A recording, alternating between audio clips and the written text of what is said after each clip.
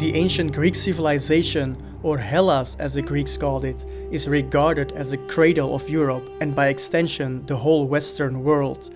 Even today, almost 3,000 years after the first Greek city-state emerged, people are still interested in ancient Greek literature. Whether from epic tales like the Iliad or the philosophy of Plato, people still care about it. In this video, it is my goal to offer a comprehensive guide to that rich literary tradition and explore how it has shaped the foundations of the Western world.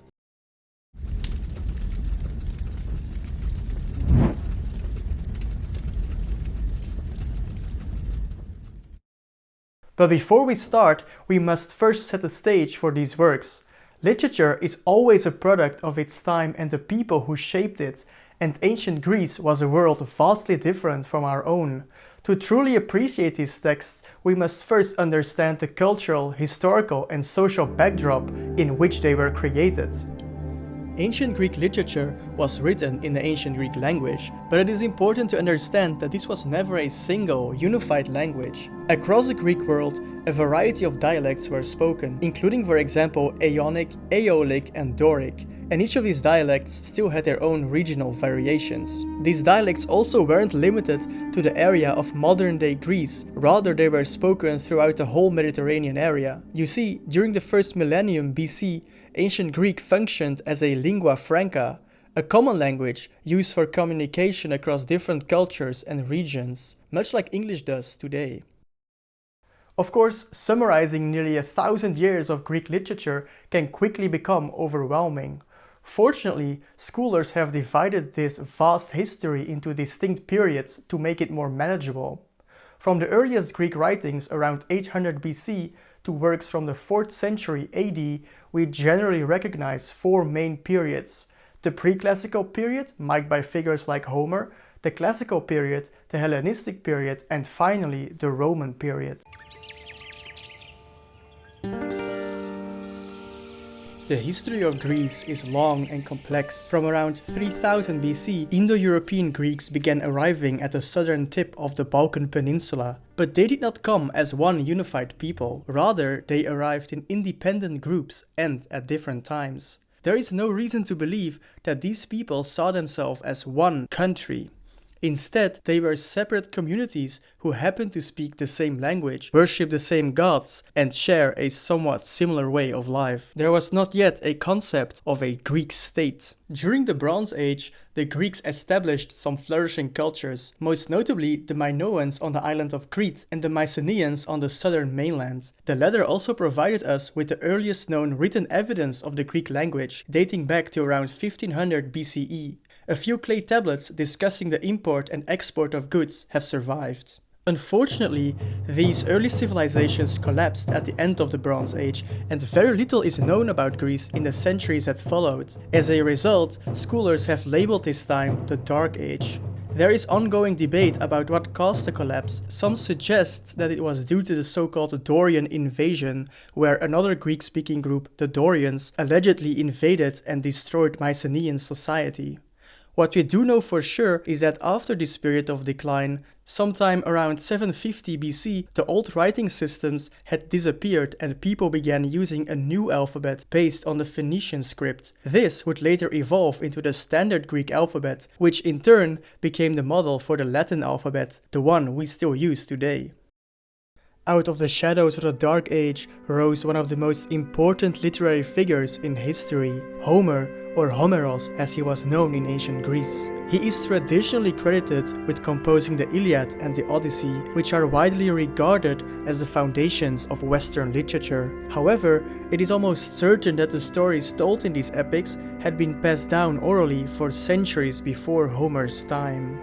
Homer himself remains a mysterious figure. Scholars still debate whether he was a real person or a name attached to a long oral tradition. Virtually nothing is known about him except that he likely lived around 750 BC. But that didn't stop later generations from inventing biographies about him, often describing him as a blind poet born on the island of Chios. Before we move on, let's take a look at a short passage from the Iliad. It shows that Homer did not shy away from the brutality of war. One of the most gripping moments comes when Achilles, enraged by the death of his friend Patroclus, confronts Hector outside the walls of Troy. As he stands over his dying enemy, Achilles declares, Dia ekene dumos hypnus, al hoge mermeris de kataprena, hos Achilleva dimese, oles heide poleas. The other great poet of the pre-classical period was Hesiod. Unlike Homer, Hesiod actually refers to himself in his poetry, but still, nothing is known about him from outside sources. His two surviving works are Works and Days and Theogony. Works and Days paints a detailed picture of the poor, rural life he experienced firsthand, offering advice, moral lessons, and farming rules. Theogony, on the other hand, is a mythological account of the origins of the gods and the cosmos. It also includes the famous story of the ages of men, beginning with a long-lost golden age. The works of Homer and Hesiod were held in high regard throughout the whole of antiquity. Together they shaped the early landscape of Greek literature. Homer gave the Greeks a heroic and mythic past, while Hesiod anchored that world with a vision of cosmic order and human struggle. Their works were studied, memorized, and recited throughout antiquity and were regarded as central texts not only for literature but also for religion and education.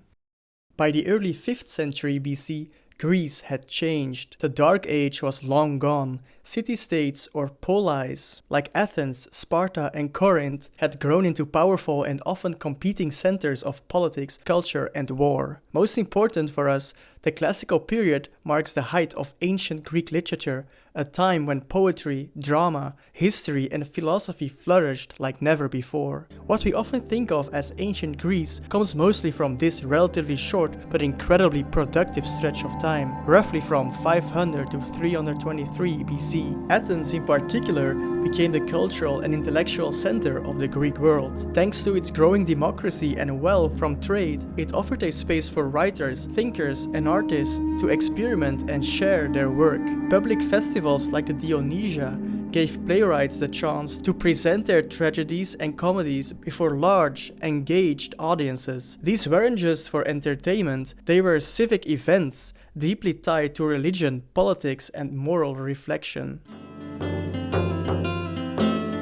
Three playwrights in particular tower over this era of tragedy: Aeschylus, Sophocles, and Euripides. Aeschylus is often called the father of tragedy. His plays, like the Oresteia trilogy, are filled with solemn grandeur and focus on justice, divine will, and the moral cost of vengeance. Sophocles, who was slightly younger, added emotional complexity and character depth. This is seen in his masterpiece Oedipus Rex, where fate and free will crash into each other with devastating results. Euripides was the most daring of the three. His plays often challenged social norms, portrayed gods as flawed beings, and gave voice to outsiders and women, something almost unheard of in this time. Alongside tragedy, comedy also flourished, especially in the works of Aristophanes. His plays were bold, funny, and often crude, but they tackled serious themes with sharp political satire. In Lysistrata, for instance, he images women from across Greece ending a war by refusing sex until peace is made. It's absurd, yes, but also a biting commentary on war, power, and gender roles.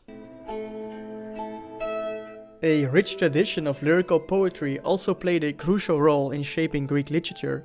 Unlike the epic poetry of Homer, which told grand stories about gods and heroes, lyrical poetry was more personal, intimate, and often performed with the accompaniment of a lyre. It explored themes of love, desire, personal reflection, and the fleeting nature of life.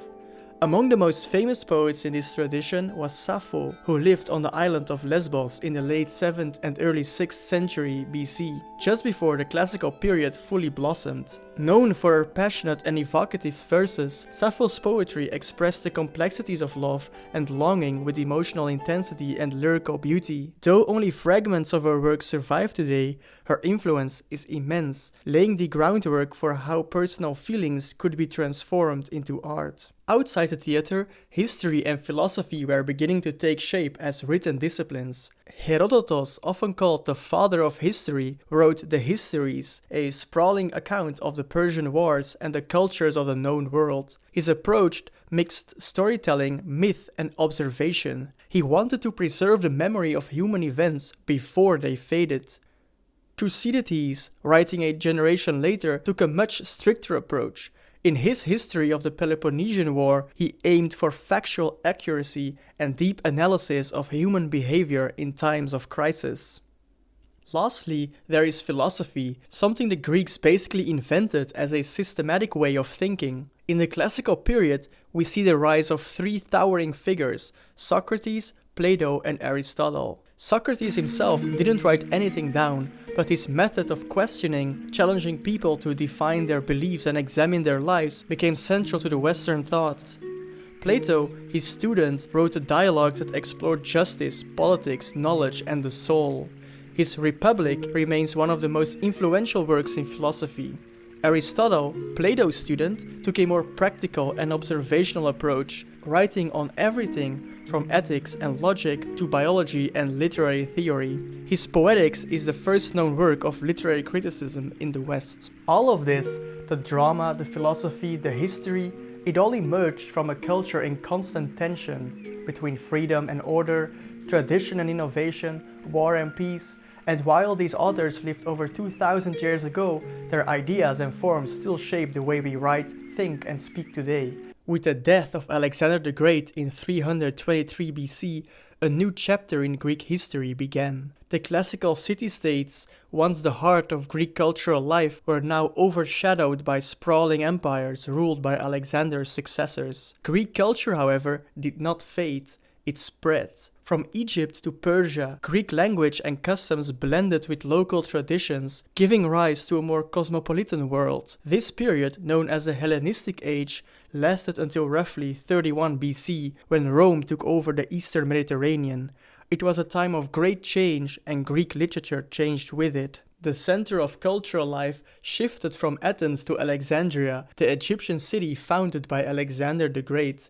There, under the patronage of the Ptolemaic kings, the famous Library of Alexandria was established. This was an ambitious attempt to collect all human knowledge in one place. It wasn't just a library, but a research institute where scholars, poets, and grammarians lived and worked. The aim was no longer just to create great works, but also to preserve, study, and comment on the classics of the past. Hellenistic literature reflects this scholarly atmosphere. The big heroic epics and tragic dramas of the classical period gave way to more refined, personal, and experimental forms. One of the leading poets of this time was Callimachus, who rejected long epics in favor of short, carefully crafted poems. "Big book, big evil," he once wrote, a clear jab at the style of earlier writers like Homer. Instead, he championed elegance, learning, and clever allusion. His poetry often draws on myth, but with a fresh, ironic, and sometimes playful tone. Another major figure was Theocritus, credited with inventing pastoral poetry, poems about shepherds, nature, and rural life. On the surface, his work seems simple and peaceful, but it often touches on deeper themes like love, loneliness, and the contrast between city and countryside. The pastoral tradition he started would later inspire Roman poets like Virgil, and much later even Shakespeare. Meanwhile, Apollonius of Rhodes did take up the long epic form, though in a very different way than Homer. His Argonautica tells the story of Jason and the Argonauts, but with a more psychological depth and narrative complexity. The heroes are less certain, the gods more distant, and the tone more reflective, fitting for an age that had grown more skeptical and inward-looking. The Hellenistic period also saw the growth of literary criticism, grammar, and philology. Scholars at the Library of Alexandria carefully edited and annotated the texts of Homer and other classical authors, preserving them for future generations. This technical, behind-the-scene work might seem dry, but without it, we would have lost much of what we know about early Greek literature. While the literature of the Hellenistic age might not have had the great public voice of the classical period, it speaks in a different key, more private, more intellectual, often more emotionally nuanced. It reflects a world that was larger, more diverse, and less certain, and though it was later overshadowed by Roman authors, many of whom borrowed heavily from Hellenistic models, the period left a rich legacy of innovation and refinement. By the 1st century BC, Greece had been absorbed into the growing Roman Empire, but instead of ending Greek culture, Roman rule gave it a new stage. Greek remained the language of the educated elite in the Eastern Mediterranean, and Greek literature continued to thrive, though now under very different conditions. The great civic festivals of the classical age were gone, and so was a vibrant Athenian democracy that once fueled public drama and debate. In its place was a more private, sometimes nostalgic literary world. Writers in this period often looked backward, preserving, editing and imitating earlier works. At the same time, new genres emerged. Plutarch, for example, became famous for his Parallel Lives, a series of biographies comparing Greek and Roman figures. Lucian of Samosata, writing in a witty and satirical style, mocked philosophers, gods and human vanity in works that often feel surprisingly modern. Meanwhile, philosophy continued to flourish, especially in schools like Stoicism and Neoplatonism, with figures such as Epictetus and Plotinus. In many ways, Greek literature during the Roman period acted as a bridge, connecting the classical world to the emerging Christian and Byzantine cultures. Though it was no longer the cultural center, it remained a vital force, respected and studied by both the Romans and early Christians. Even as political power shifted westward, the Greek literary tradition continued to speak across centuries.